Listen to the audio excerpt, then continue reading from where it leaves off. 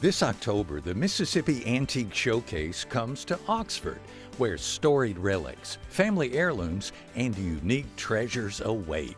But this season, the journey goes beyond the appraisals. Join us for candid conversations with our appraisers, take a peek backstage, and experience the unique charm of Oxford. New episodes air Thursdays at 7 p.m. on MPB Television. MPB, your stories, our mission.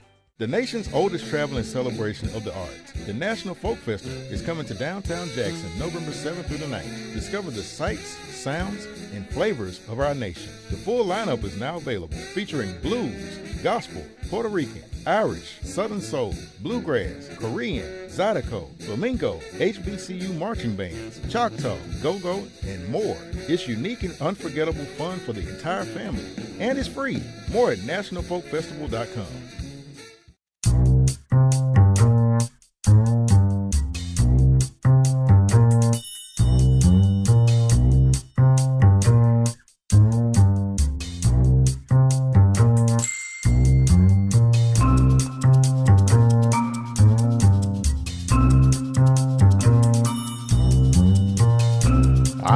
Welcome to Deep South Dining. That's Darkness on the Delta. I love the Delta. Joe. I love the Delta.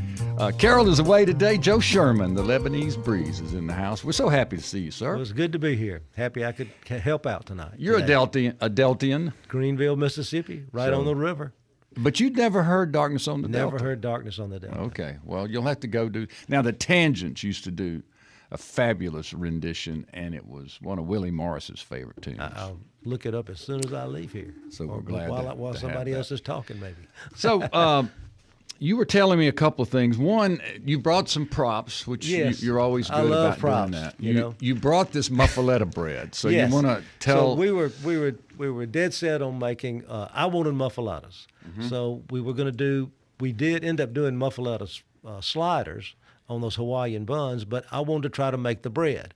Well, I made the bread, but little thin. It looks more like a flour frisbee.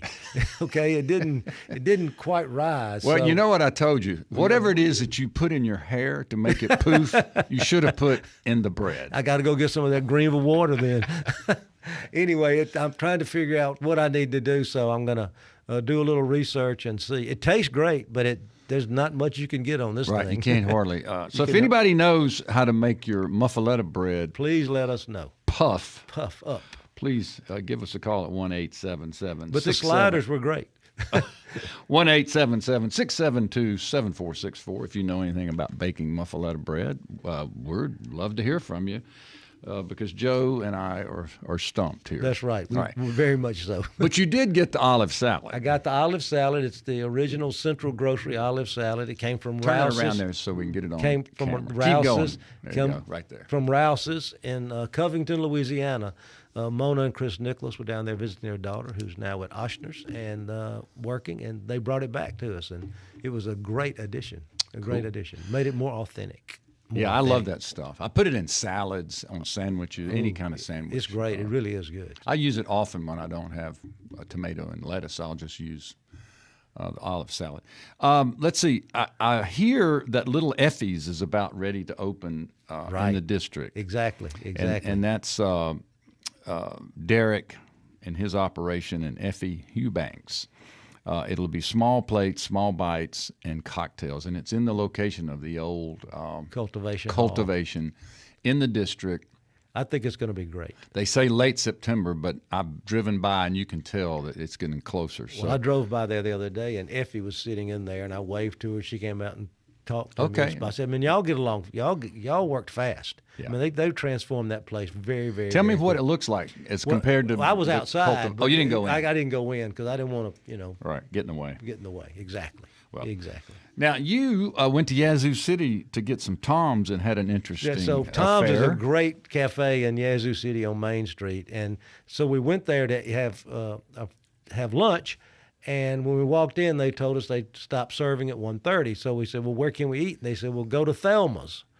And so they kind of told us where Thelma's was located. However, you need high-powered GPS to find it because you pass by it and the sign is on a fence. So anyway, we went to Thelma's. They were about to close. They told us to have a seat. They had wonderful soul food, and we wanted fried chicken, and they had 2 pieces of chicken left, and we wanted the breast. They said, that's okay, sit down, we'll fry you some.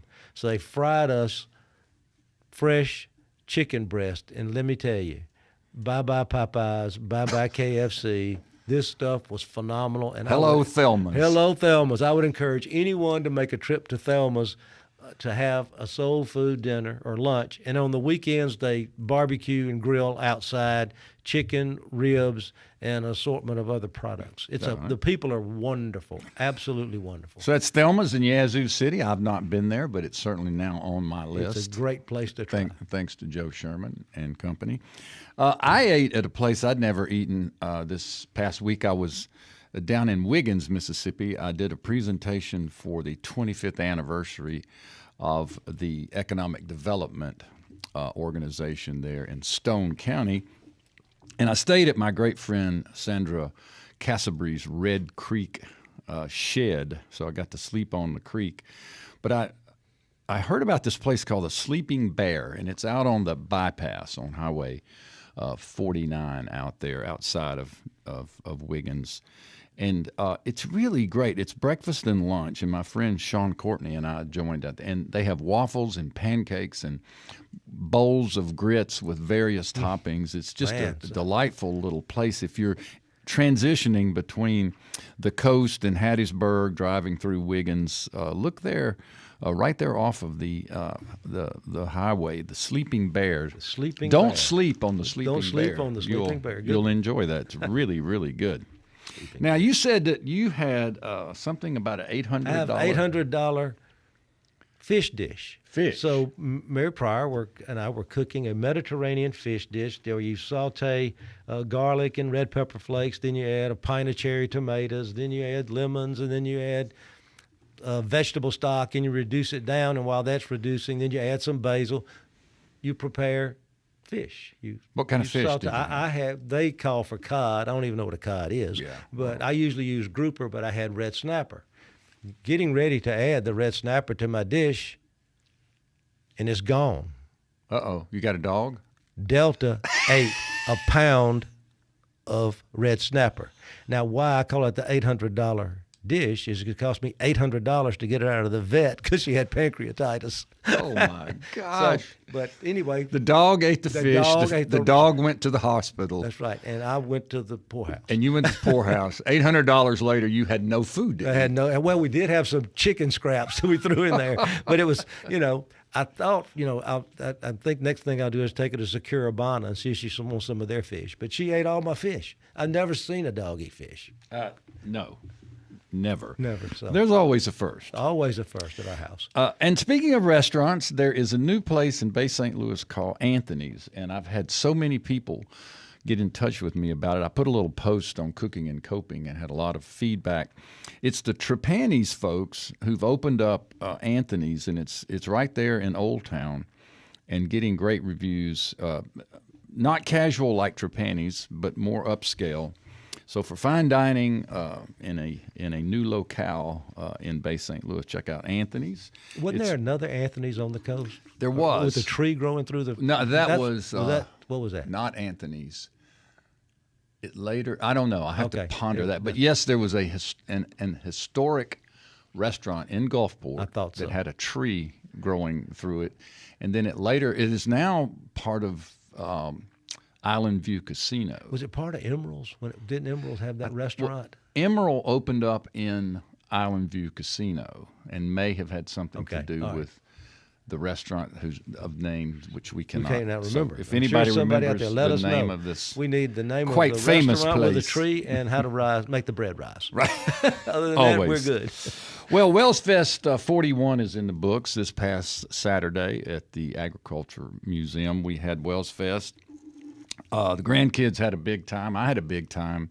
I ate some Colombian food. There was a food truck there featuring Colombian cuisine, and so I tried that, and it was rather good. So I found out they're also going to be at the Folk Festival coming up in November. So when you go to that and you're checking out the various different types of food, look for the Colombian.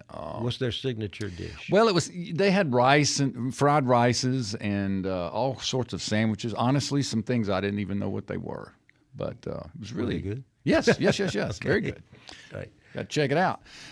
Driving in today, I noticed that Finian's, the old Finian's on Fortification Street here in Jackson, is under construction and will be reopening soon. They're working on the property. It's been a pub for many years there on the corner of Jefferson and Fortification. So we're looking forward to that.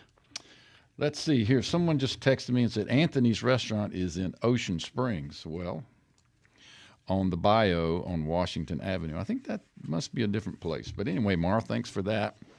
The place that I may have the wrong name of the new place in Bay St. Louis, but that's why we get on the radio and throw this stuff out there so people will give us feedback. Last week we played the fishing song. Marissa, you remember that? I do, yes. And I talked about Casey Lipe and that he had recorded Bruce Browning doing the fishing song. But I failed to mention that Casey's daughter, Erica Lipe, right. You remember we've had her on the show. Absolutely. She owns and operates Sofa Oxford. Is that what it's called? Sofa? Sola. Yes. Sola. South Lamar. Great restaurant. South Lamar. That's right. Great restaurant. You've been there? I've been there. Mm-hmm. It used to be the wine bars before they took it over and changed it. This phenomenal food. Really, really, really, really good. Yeah. And so Erica's the owner operator of Sola, and her dad is Casey Lipe, the great musician. Speaking of Casey, he had the unenviable task of stepping in for Charlie when he passed from the Tangents. He's really? a sax player. Oh, wow. And Casey came in and filled those shoes for many years. Of course, Casey's in 4 or 5 bands. He's quite an accomplished musician. But he's also a friend of the show. We always appreciate hearing from him and promoting his daughter's great restaurant there in Oxford. Last but not least, it's National Gumbo Day on October 12.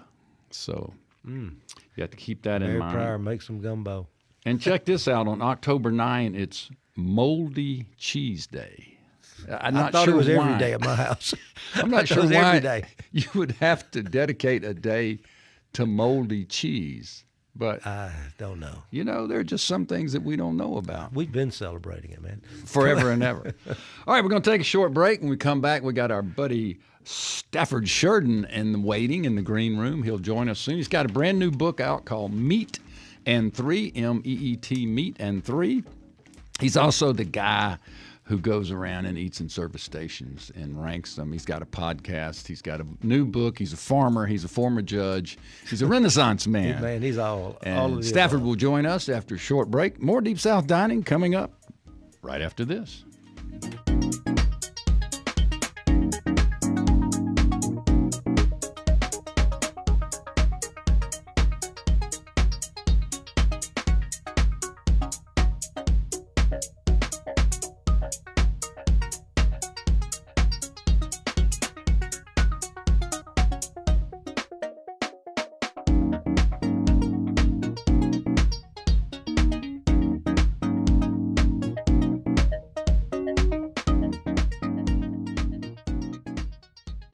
This October, the Mississippi Antique Showcase comes to Oxford, where storied relics, family heirlooms, and unique treasures await.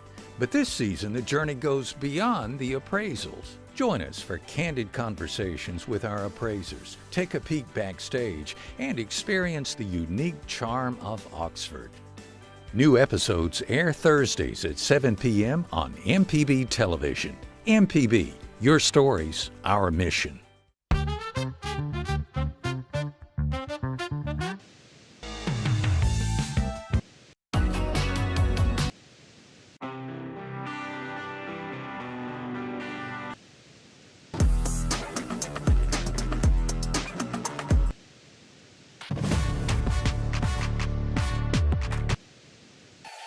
Together through the years, together in the future. MPB, your stories, our mission.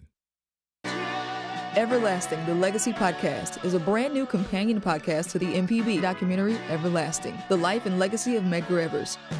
Join me, Rita Brent, as we dive deeper into the story with exclusive interviews and conversations about the enduring legacy of Medgar Evers. Everlasting, the Legacy Podcast, available on the MPB app or wherever you get your podcasts, with new episodes every other week. MPB, your stories, our mission.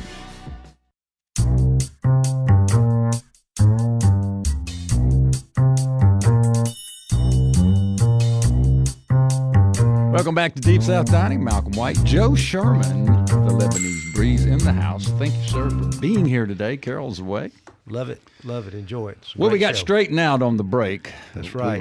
We're struggling to recall names of restaurants. What is the now famous restaurant in Angelo's. Gulfport? Angelo's. Sorry if we offended anyone, but that had the tree we just growing. want to make sure y'all all listening. Yeah, that's really what it's all about.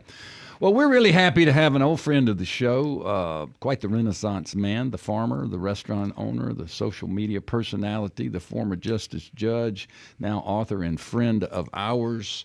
Stafford Shurden is in the house. Welcome back, Stafford. Always fun to be here. If I'd have known Joe was going to be here, I'd have dressed a little nicer. Yeah, he's always dressed He's up. sharp. Well, he's in the thread business. His family. Yeah, well, Sherman's. That's right. Sherman's. I want to say the suit, when I got married, the suit that I had was from Sherman's in Greenville. Really? I think so. Uncle Michelle or David, one of the two. Yeah. And then George has George Sherman Clothiers in Starkville. The other part of the family. The other part of the family. Another cousin. A lot of people will say, I bought clothes from you when I was in college. I said, well, no, you didn't. Indirectly. But kind of. Kind of. But you were at McRae's all of this time. 27 years. And then on to Viking. Yes. And while you are a thread man, a haberdasher, you didn't. No, haberdasher sells, I suppose. Exactly. So it's family. Family. Exactly. Now, you also have family in the restaurant business. Yes, I do. We had the Shermans. Charles Sherman had Sherman's Grocery, and then the Nimrods bought it. And that's Sherman's on South Main, which is a combination of the Sherman's restaurant and South Main, which was started by one of the Cigna family's daughters. Oh, and her really? husband. Okay. The Doe's family. Exactly. Wow. Mm-hmm.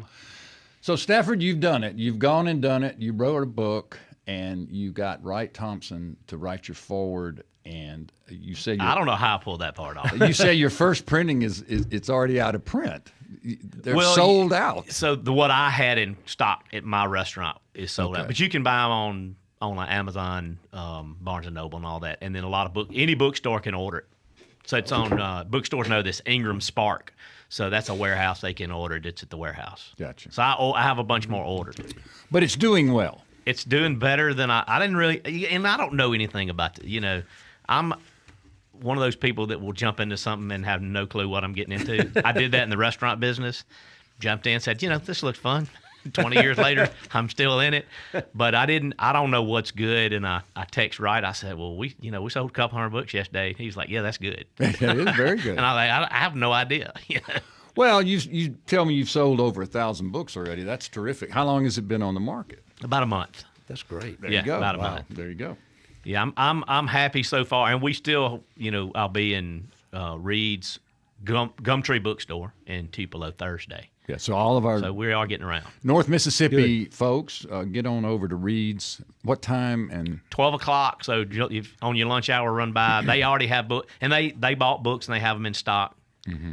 So we'll be there signing. Okay. Speaking of threads, Reed's clothing store also has a bookstore. Oddly enough. It's Gumtree, right? Gumtree. Right. Yep. Been there a while, apparently. Yes, long while. So you're from Drew, Mississippi, and you've got a little cafe there downtown. Tell us a little bit about that for those who don't know. Well, it is a meat and three kind of place. And, in the book, I lament all of these places that you and I grew up with, Joe, in the Mississippi Delta that are no longer there. We had all these little country stores that's what they did. Right. We had one in Drew called Sullivan's Barbecue. And at some point in the early 2000s, I went, you know what? I had such a great childhood experience going to that place, listening to the old men talk about farming. I wanted to recreate that in Drew. And we ended up with what – it was originally Main Street Deli. We were just doing deli sandwiches like muffaladas and stuff like that. Right. And finally – got into the meat and three blue plate specials, and it really is a lot more like those old country stores now. Gotcha. And what are your hours of operation there? Open for lunch every day but Saturday. Even Sunday. So Sunday is a buffet. So, you got the church crowd coming in the Mississippi Delta. Yes, Everybody indeed. comes in. Church lets out at 11:50 to 12:01, Well, they're coming. So we just figured out it was easier to do a buffet on Sunday. Right. Now, you also farm, and what'd you grow this year? Mostly soybeans. Yeah. And did you have a good year? You Nobody- farmers are notorious for saying you've had a bad year every year. Well, let me just tell you, it's going to get more notorious. Farming is the worst it's been since the 1980s. I don't know that people understand really what's happening. The biggest video I've ever done, I did a whole video on the last 50 years of farming that went viral. And what we are getting today for our crops and what we got 50 years ago is the same thing, except the combine's $1 million now. Wow. And rent is more than what land cost 50 years ago. And so farmers are in a really precarious situation where the farmer of 5 years from now is going to look nothing like the farmer of today in Mississippi. I don't know what it's going to be, but it's not going to be what we're doing now.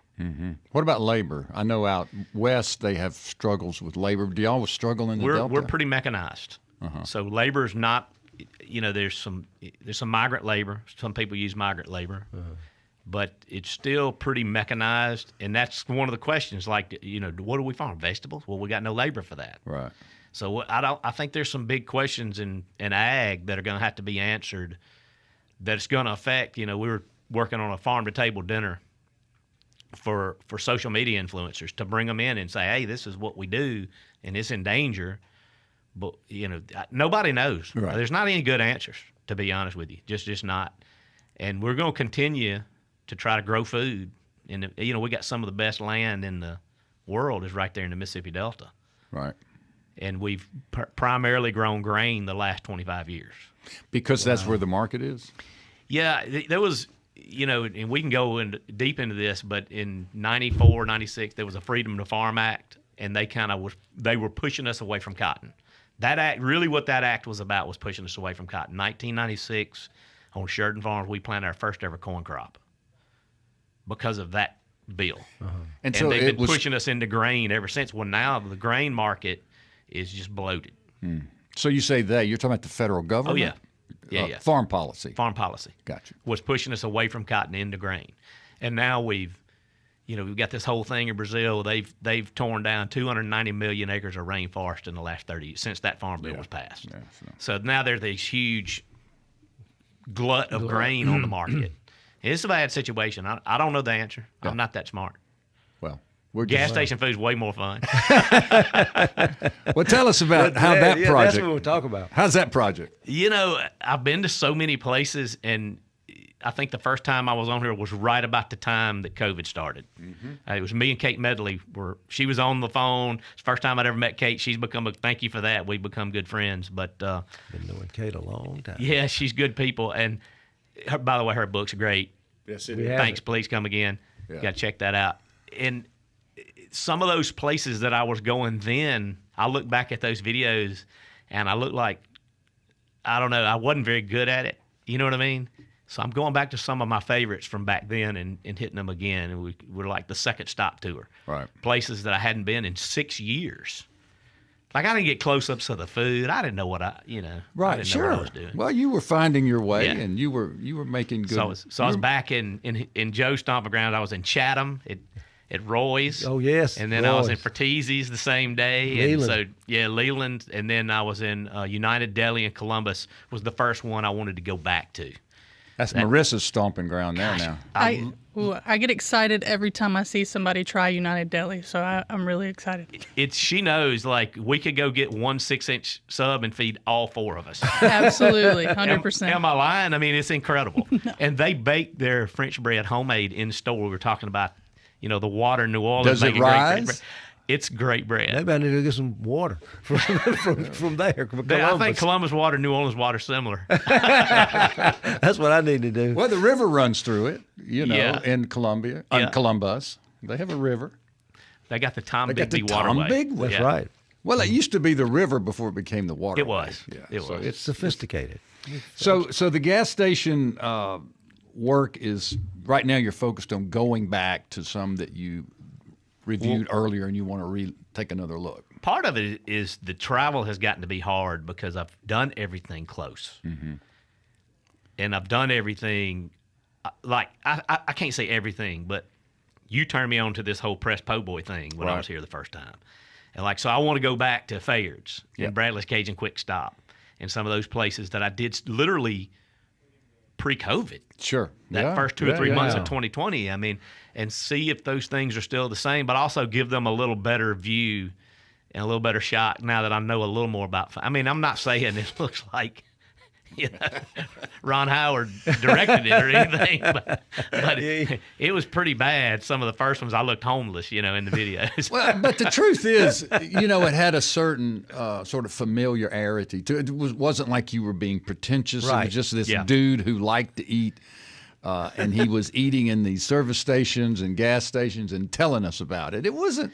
It's still that. Yeah. It is still that. I didn't want to lose that realness. Right. They overproduce things on social media or spot it out real quick, I think. If you show up with a sport coat on this, then we're going to call you out. There are a couple. I gave a speech in a couple of different places, and I left there and went and did a review, and I had a sport coat on. Well, that's okay. Yeah. I mean, that part of it. You have a favorite?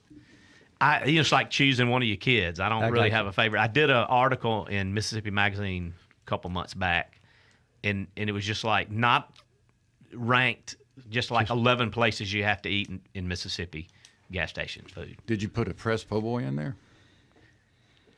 I think the Po' Boy I did wasn't the press one. It was Kent and Susan Bay St. Louis.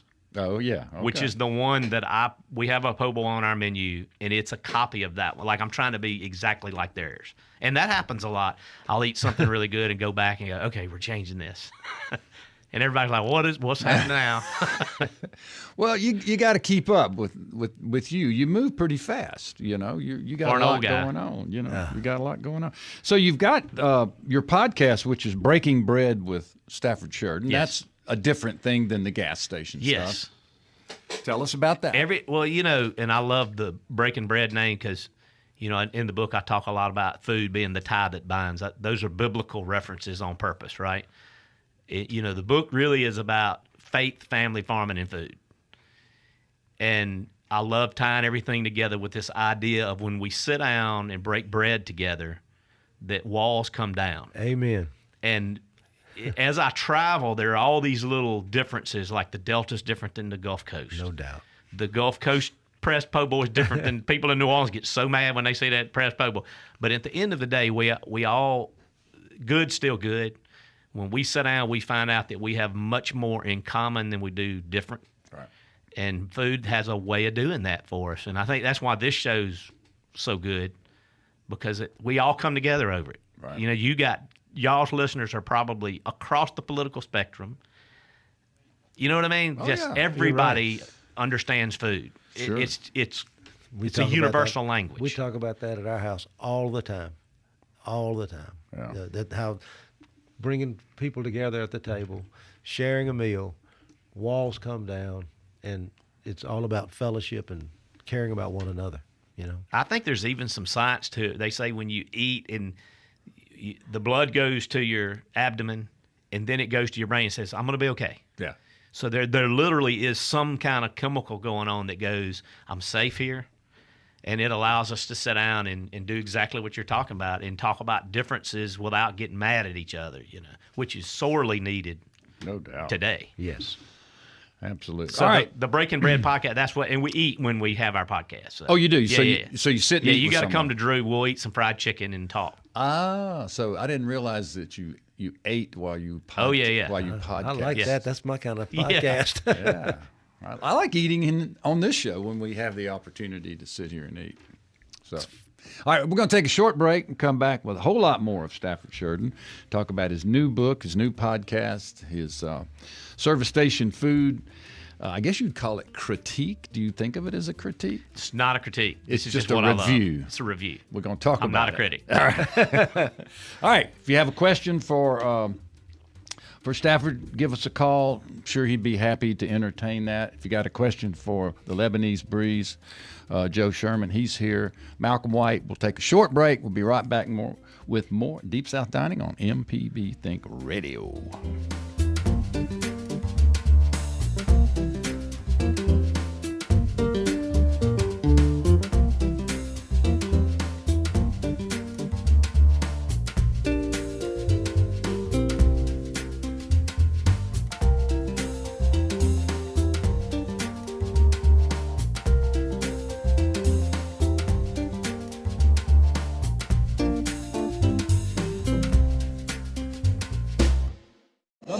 Morning Show. Since 1970, MPB has been enriching the lives of Mississippians. Everything we do gives us the chance to grow and learn. With your support, we are always there whenever and wherever you need us. Together through the years, together in the future. Please consider making a donation at mpbfoundation.org. MPB, your stories, our mission. Hatred destroys the one who hates. The others that you hated go on about their business, care of us. So the legacy of Medgar Evers is an understanding of our own humanity and of our own responsibility of seeing that in other people. He is written out of history. He's just not included as Malcolm and Martin. To me, it's the 3 M's, and Medgar is right up there at the lead. Everlasting, Life and Legacy of Medgar Evers. Watch now on MPB Passport. Visit mpbonline.org for more. When the weather turns severe, when breaking news affects your family, when Mississippi needs answers, MPB is there. We provide real-time emergency alerts, trusted news coverage, and live broadcasts of emergency updates. Available on TV, radio, and online. MPB is on the air and by your side every day of the year. Because when it matters most, Mississippi turns to MPB. Mississippi's trusted source. MPB, your stories, our mission.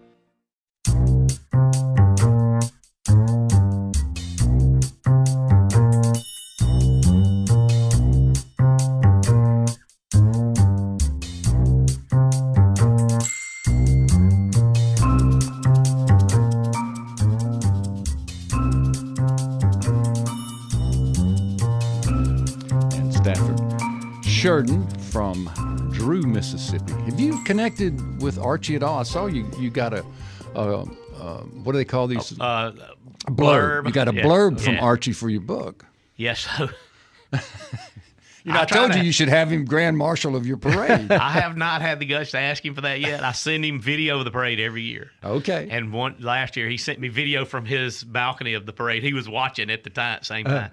Different parade, right? Yeah, in New Orleans. Yeah, he was on St. Charles. You know, I've kept up with him. His sister taught me in high school, and there's a lot of funny stories. But I said, hey, this is a big ask. Yeah. But I would love for you to blurb the book. And he texts back. He said, just write something and put it on there. No, he didn't. So I literally, this is a true story. I went to ChatGPT. I'm like, how do I say what Archie Manning would say? And but I just remember him saying how much Drew was like Mayberry growing up. Mm-hmm. And so I asked ChatGPT, I said, what would Archie Manning say about this book I've written about growing up in Drew? And keep in mind, he always thought of Drew as Mayberry. So it came up with this little quote, and I sent it to him. And he said, that looks good. I want to change one word in it. Well, good. So he put his own. Yeah, he said that we both love and still call home. He wanted to make sure that was in there, that we both love and still call home. So I thought that was pretty cool. And he sent me a picture. I sent him a book when it came out, and he sent me a picture of him in his pajamas after he'd read the book. So I said, that made my whole day. You know, Archie Manning actually read my book. That's great. Yeah. Wow. Well, you were able to get Wright Thompson to write your foreword, and Wright is one of the producers of John T. Edge, True South, on ESPN, a fabulous show. It is. And Wright, of course, is a writer, has long been a writer for ESPN, and he's a sports writer. And he also has written a book called The Barn. Yes. And you have some similarities with Wright, something in common. There's some overlap, and it's funny because Wright and I are different sides of the political aisle, probably, if you wanted. But I love the guy, and we talk things about that kind of thing a lot.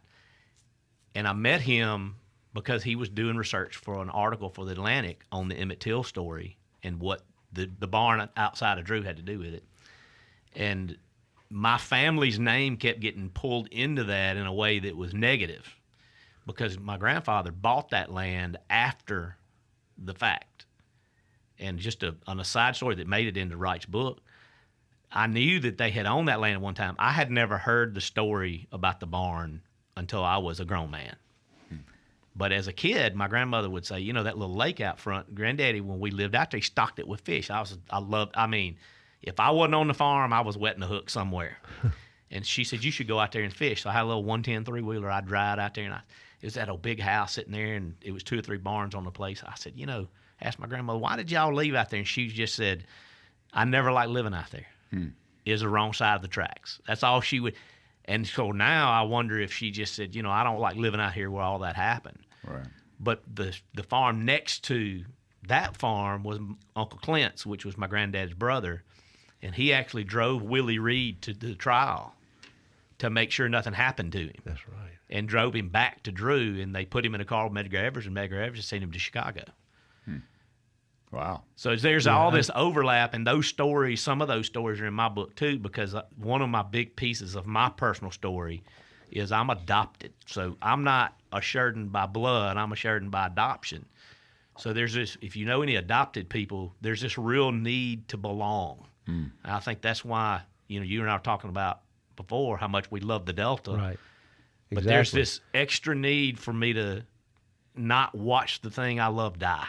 Right. You know what I mean? Because we all know what's happening in the Delta. Yeah.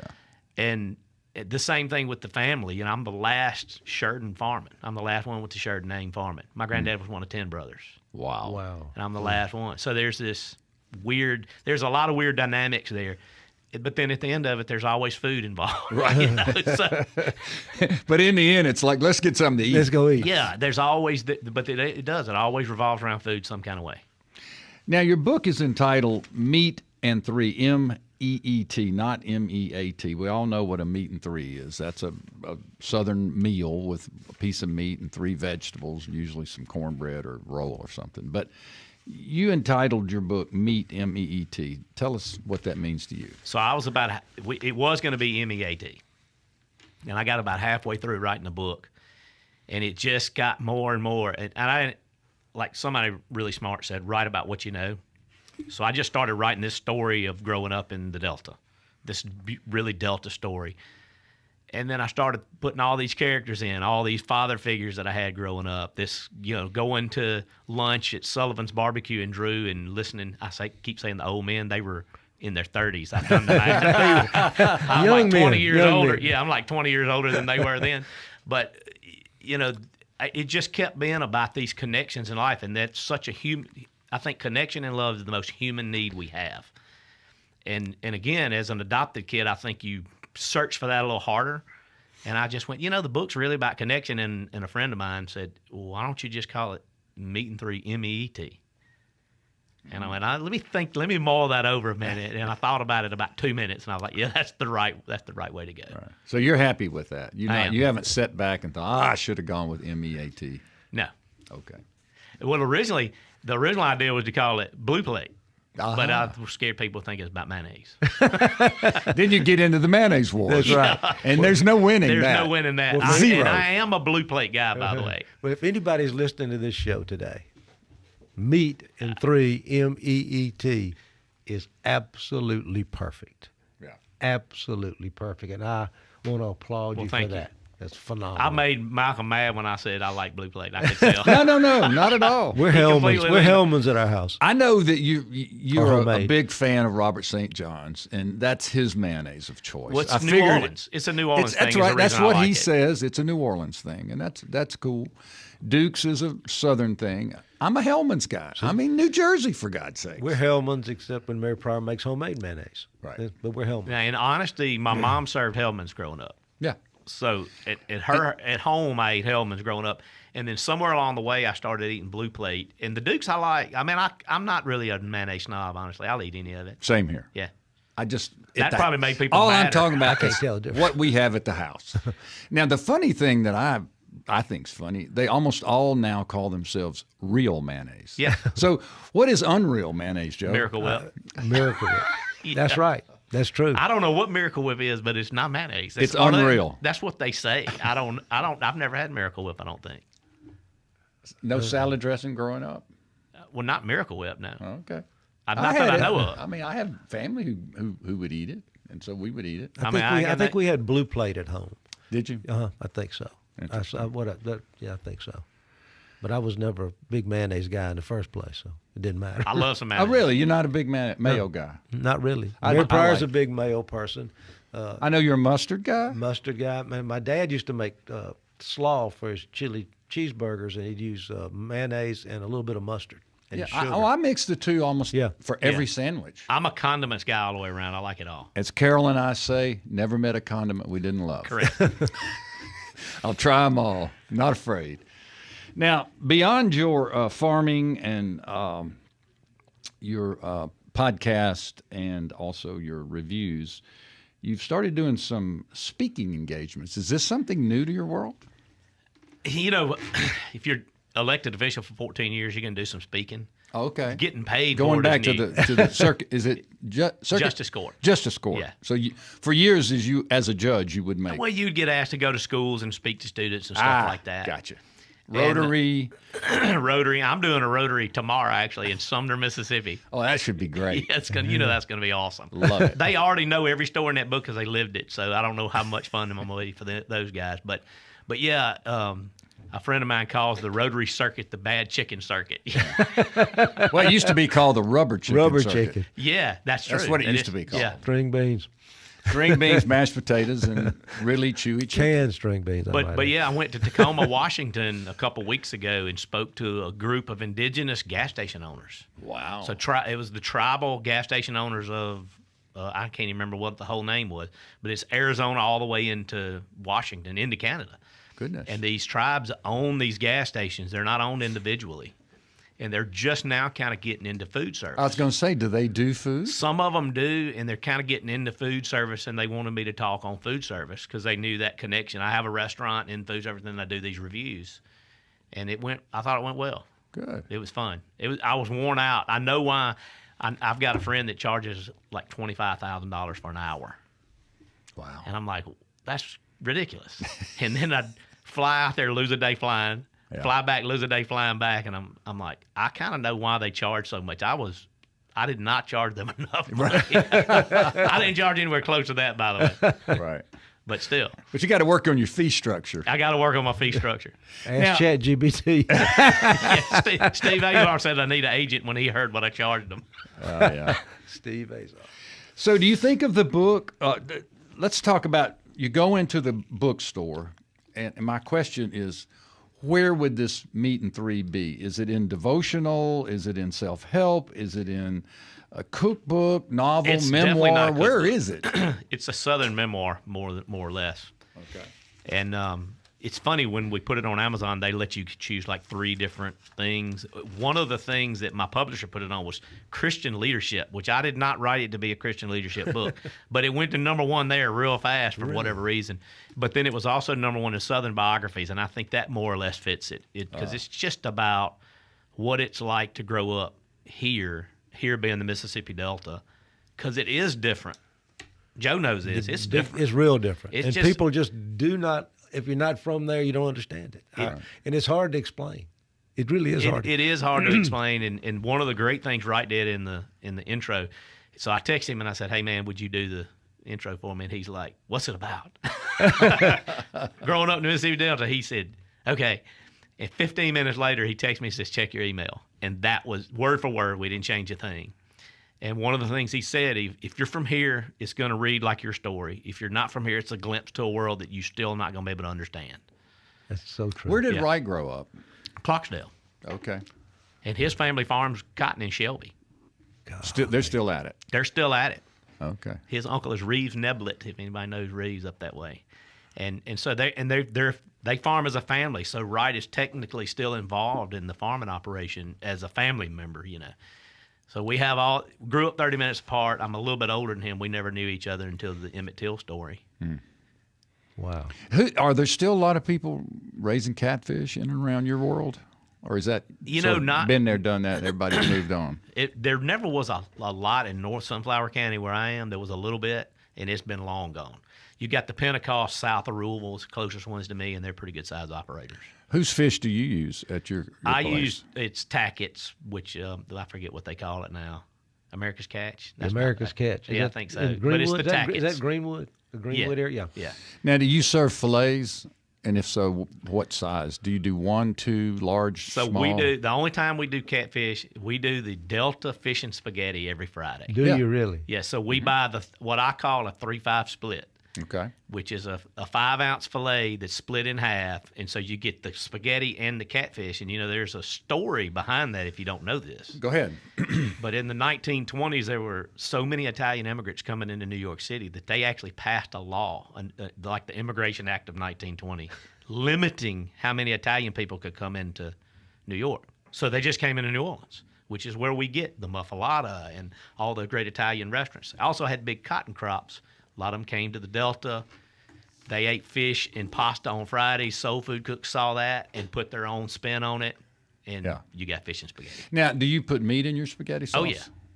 Well, I'm saying soul food cooks took it. So I'm just asking. It's not, so when I say there's this little Italian influence there, some Italian folks say, no, we wouldn't have eaten meat. No, for sure, because it was a Catholic thing. Mm-hmm.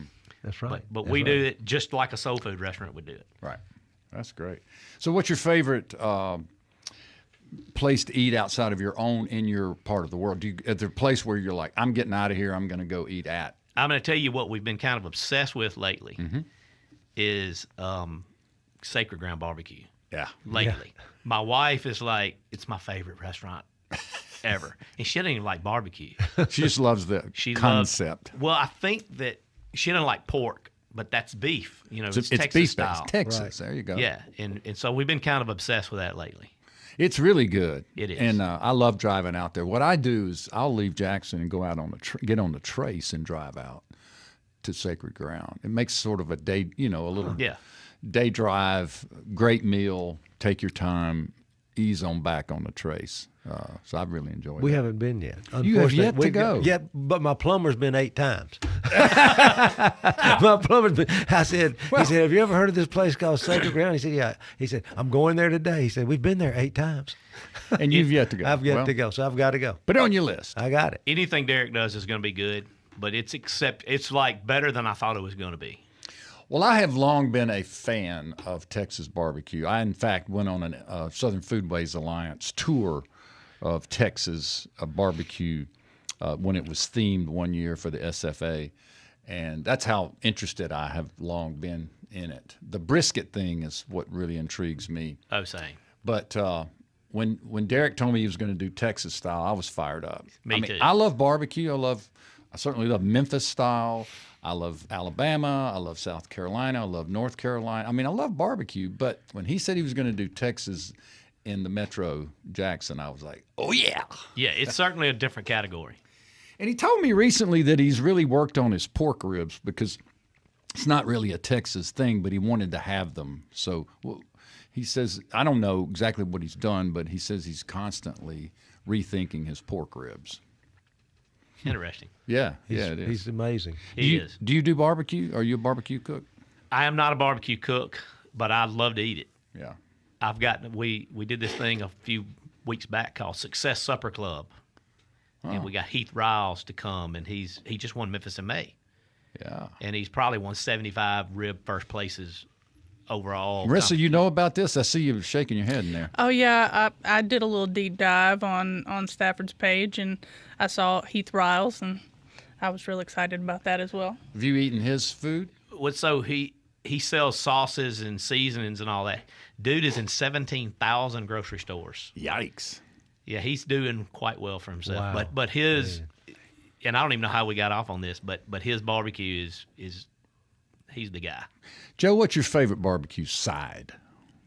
Slaw. Really? Mm-hmm. Slaw. Stafford? Man, I don't know that I have a favorite. Probably if they're good baked beans, either that or potato salad. But probably the baked beans if they're done right. I love a bunch of bad sides. You know what I mean? Sides can go bad. Yeah, especially even at good places. Yeah, it's weird. Yeah, but I think it's not that they're gone bad. I think it's just the interpretation of that place is not the one that's in your head or on your palate. Because everybody has their own slaw situation, and I'm very opinionated and hard to please about slaw. Same with baked beans. But one of my favorite sides, which is not a traditional side, are deviled eggs. Look, man. That sounds great. You put a plate of deviled eggs in front of my family, and we're going to fight. Do you make them? My daughter, my oldest daughter, the first recipe she learned to do was deviled eggs because she loves them that much. Mm-hmm. And they're fun for kids to make. They are. And it's an adventure. It's just like, oh, Thanksgiving's coming. We know we're going to have a lot of deviled eggs. I put mustard in mine, Joe. Do you? Yeah. I would think you would. Mayor Pryor does. Oh, yeah. Yes. Capers? No capers. No, I've we're tried very it before. traditional. Capers. Dill? I'm just No throwing out deal. some stuff Just here I paprika. use. Paprika. Paprika on the Paprika's top. good. On the top. A little smoked paprika is what we Yeah, and then she uses pickle relish. Pickle relish. Sweet or dill? Sweet. Yeah, that's more traditional. Right. We did them in the restaurant when I had 1933, and we would do different ones every week. And we put pepper jelly on them, which is fantastic. sounds Pepper jelly, wonderful. a little piece of candied bacon on the top. That's good. The capers are good. I've tried that because you get that brininess, almost like an egg and olive salad kind of a thing going on. Yeah. Yeah, well, they are such a conduit for whatever you feel like. I mean, Exactly. you can get carried away with that. You really can. Smoked salmon, little piece of smoked salmon. We've done that that's too. That's really, good. That's really Yeah, good. it is. A friend of ours has done that. That's really good.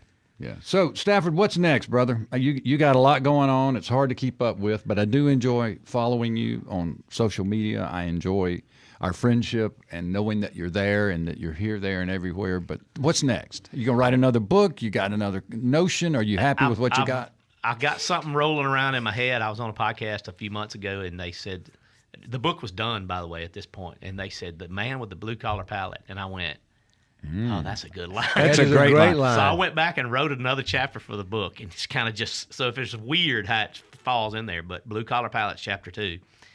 But with the idea that I'm going to write another book, and I don't know if it's going to be a straight up cookbook or if it's going to be some kind of deep dive into what it means, what like John T. would do with Delta food. Right. All right, we got to go, wow. and we thank you for being here. Thank you. Tell our listeners where they can find you. You're everywhere. Stafford Shurden, you can just Google me. I mean, I'm all over the place. He's everywhere. He's everywhere. Yeah. That's funny. Well, great, man. Continue great success, and thank you so much for coming. Keep on. What a pleasure. Keep on keeping on. What Enjoy a the book. pleasure. Absolutely. What a pleasure. Deep South Dining is a production of Mississippi Public Broadcasting's Think Radio. We are made possible by the generous contributions from folks like yourself, and we thank you. If you're interested, please consider making a contribution to help us keep shows like this on the air. You can visit mpbonline.org or show your support by using the MPB app. Our show was produced by Marissa Vaughn. For our special guest, Stafford Shurden, and my co-host, Joe Sherman, the Lebanese Breeze. I am Malcolm White. We ask that you now stay tuned for Everyday Tech at 10 and Southern Remedy at 11. And please join us every Monday and every Sunday morning at 9 for more Deep South Dining heard right here on MPB Think Radio.